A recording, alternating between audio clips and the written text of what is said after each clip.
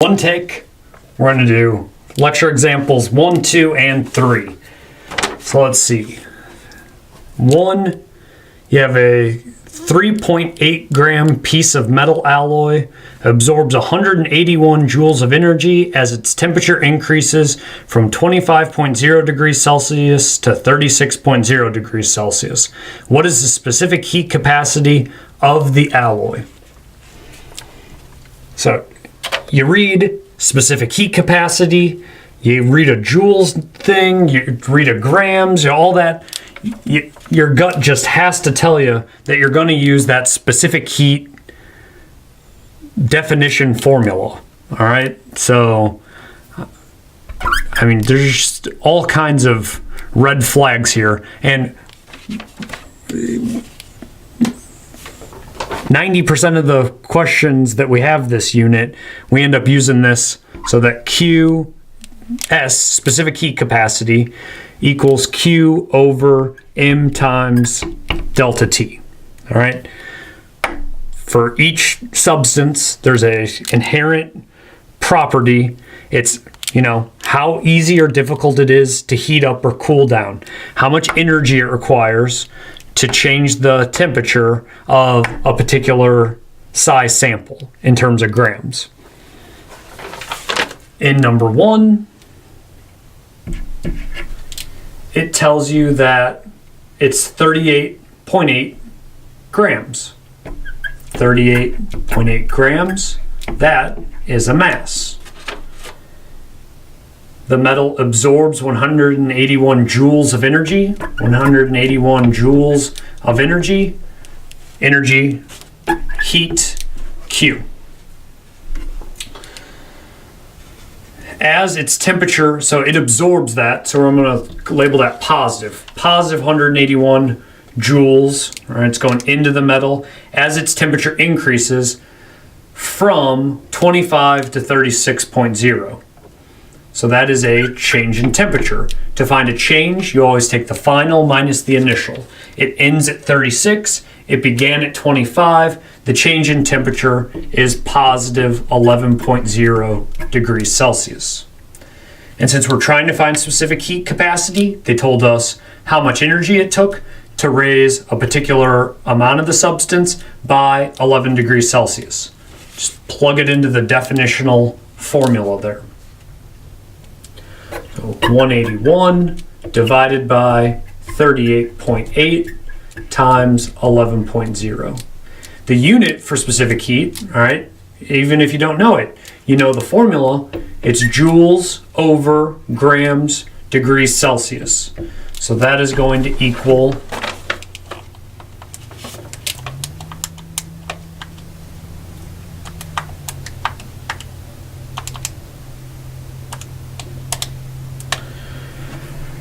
0.4240862. If I look back at the original 333, my answer, I got to keep 3 sig figs. 0.424 joules per gram degrees Celsius. All right. Hopefully, not the worst thing you've ever done in terms of math or even in chemistry. Reaction number 2. The specific heat capacity of ethanol is 2.44 joules per gram degrees Celsius. How many kilojoules of energy are required to warm 50.0 grams of ethanol from negative 20 degrees Celsius to positive 68 degrees Celsius? Well, here we are trying to find, I guess, a little fly in the ointment is that it asks for it in terms of kilojoules instead of just regular joules. But in number 2, it has you solving for the Q value, not the S value. You gotta do a little bit of algebra. All right, I would put S over 1, cross multiply, and when you do that, you got Q times 1, which is just Q. Q equals S times M times delta T.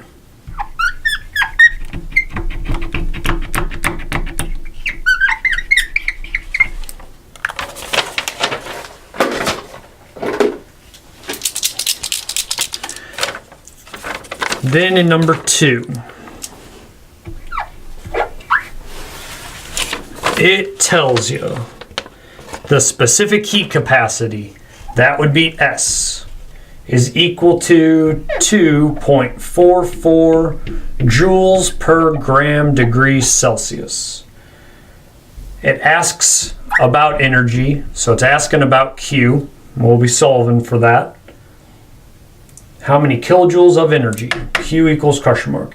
To warm 50 grams. 50 grams is a mass. From negative 20 up to 68. So final minus initial, 68 minus negative 20. That means my change in temperature is positive 88 degrees Celsius. So just 2 sig figs on the temperature. So that means whatever answer we get, 2 sig figs. I've got S, I've got M, I've got delta T. S times M times delta T equals Q. I'm going to take, we'll just do it down here.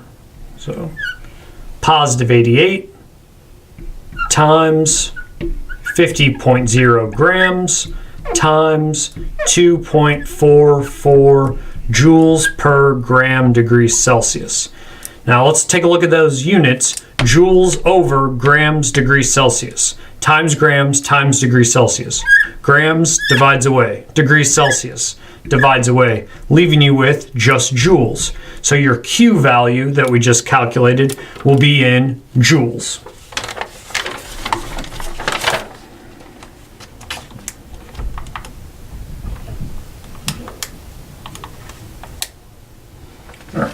I get 10,736. Now, because change in temperature was only 2 sig figs, I'm going to round my answer to just 2 significant figures. Yeah, 2 sig figs. So we're interrupted in there somewhere, so I'm not sure exactly what I was saying, but we'll pick it up. Units cancel, we end up with 11,000. The label on that would be joules. The question asks for kilojoules, so quick conversion times, it's 1 kilojoule per every 1,000 regular joules. And that would mean 11 kilojoules would be our answer to lecture example number 2. And last up, number 3. Number 3, we're looking at some water. Tells us the specific heat capacity of water.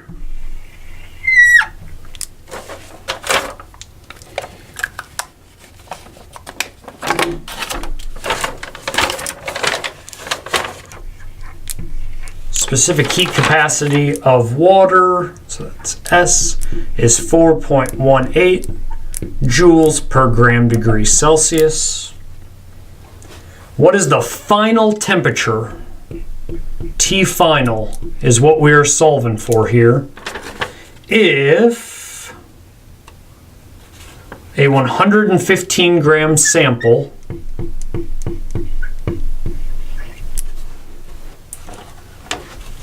transfers 3,605 joules, that'd be our Q. Now it transfers that energy to a cold piece of glass. I'm going to call Q then negative because the water is losing the energy to the cold piece of glass. If the water has an initial temperature, Ti initial is 23.0 degrees Celsius.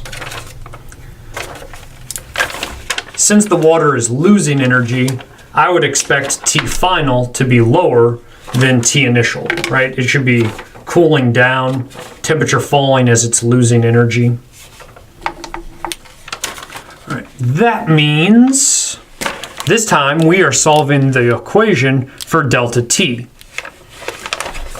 Now, if I start from the initial equation to write the definition equation, specific heat capacity equals Q over M times delta T. I put S over 1 and cross multiplied to get everything. So to no fraction, Q equals S times M times delta T. Now I want to isolate delta T all by itself.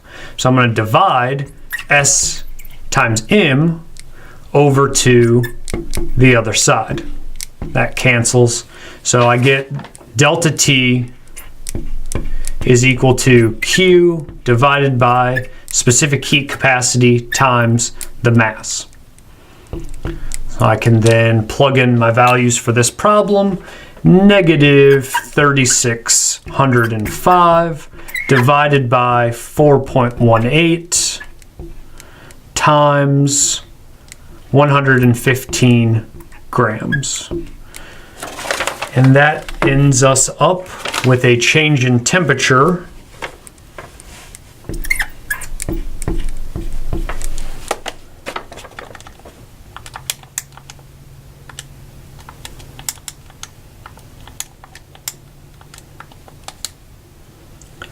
of negative 7.5 degrees Celsius. As a reminder, change in temperature is equal to T final minus T initial. So that means change in temp plus Ti equals T final. So if I approach it that way,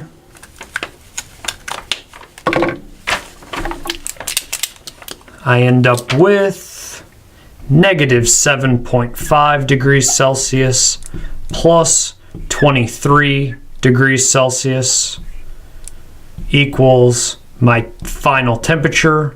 And that means the final temperature would be, what is that? 15.5 degrees Celsius.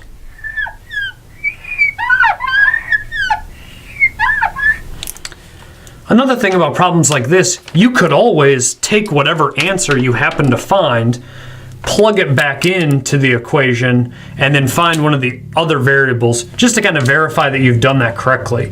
So if I thought, oh, maybe, if I solved this and I solved for a positive change in temperature, and then I went back and looked at it, maybe I would catch that sign malfunction, but, something to consider.